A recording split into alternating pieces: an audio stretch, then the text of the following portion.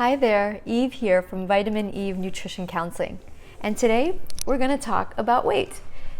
I'm excited to talk about this with you because I have quite a few things to say.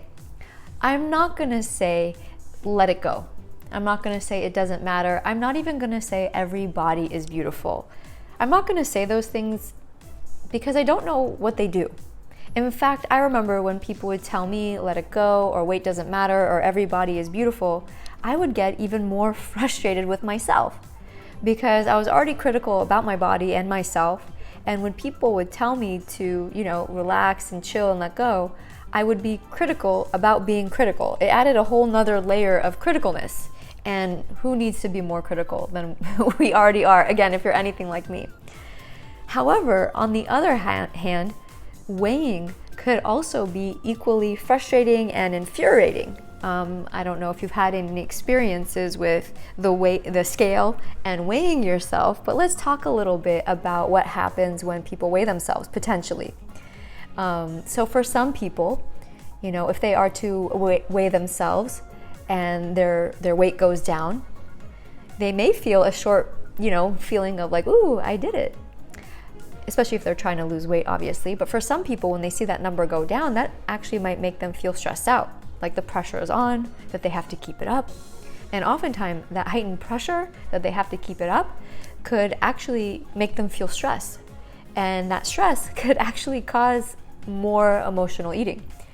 On the other hand, for some people, when they see the scale going down, they may also have a little, I guess you could say, a little like victory thing where they might tell themselves like, oh, okay, then I could loosen the reins a little bit, and they may start to include foods or eat in a way that might not be in alignment with themselves just because they can.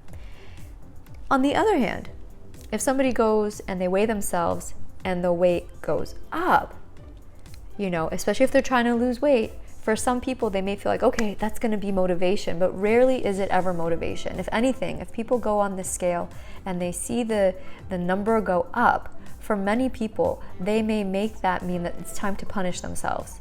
They may punish themselves by restricting food, by skipping meals, by over-exercising, and as we all know, restriction leads to deprivation, and deprivation oftentimes leads to overcompensation or overeating. Also, for some people, when they see the scale go up, especially if they've been trying a lot of things to, lose weight or impact their weight to bring it down, they may feel so frustrated and so, at a loss. So they may just say, forget it. If my weight is going up, forget it. I'm just going to eat everything I haven't been eating. And they may eat anything and everything, and it may really, put an impediment in their progress with their relationship with food and eating. And, all this could happen even if the number on the scale stays the same. It could be really crazy making to use the scale, an outer measurement, as a way to measure your progress, especially when it comes to healing your relationship with food. After all, that's an internal process. So whether or not to weigh yourself, by the way, is a very controversial topic that I don't really think there is a one-size-fits-all answer. In fact, I help my clients determine whether or not weighing themselves is right for them. After all, if you weigh yourself and you see the number go down, how is that going to impact the food choices you make for that rest of the day? How is that going to impact, your mood or your ability to focus and your ability to be productive in your life? How about if the scale goes up? How is that going to affect the food choices you make? How is that going to affect your mood or your ability to concentrate and to be present for your life that day? I feel like depending on where you are in your relationship with food and what is happening with food in your life, whether or not you weigh yourself that day is something to evaluate. So that's why I offer those questions. But I also feel like it's important to talk about what are other ways to measure your progress with healing your relationship with food. Again, weight might not even be one of them, but for some people, weight is important. So I want to give you additional things to look out for that help you identify that you could actually measure your progress with your relationship with food other than weight. So I'm going to read this list. So you're going to see me looking off the camera because I don't want to miss these additional ways to measure your progress. So here are some things that you could actually, and you may want to take notes for this, These are some other things you can measure to see where you are in your progress with your relationship with food. One could be simply understanding your emotional eating triggers. That's really so important. You might not even make any changes in your behavior. Sometimes ways to measure progress are gains in your awareness. Maybe you're under eating less, or maybe you're overeating less. Maybe you're drinking more water, you're feeling more well hydrated, and you're getting your regular medical checkups. You're not delaying your appointments. You're having more, balanced meals that include nutrition that you want to be eating. You're noticing that you're less obsessed with food. Also, maybe another measure of your progress could be getting regular physical activity that honors you, that doesn't hurt you, wearing clothes that fit you, wearing clothes that reflect your style, being less apologetic about your shape and your size, and really participating in life more fully, distinguishing between hunger and fullness, actually noticing your body's sensation of fullness. Maybe even actually stopping when you're comfortably satisfied or comfortably full. That could definitely be a measure of progress. How about being kinder to yourself?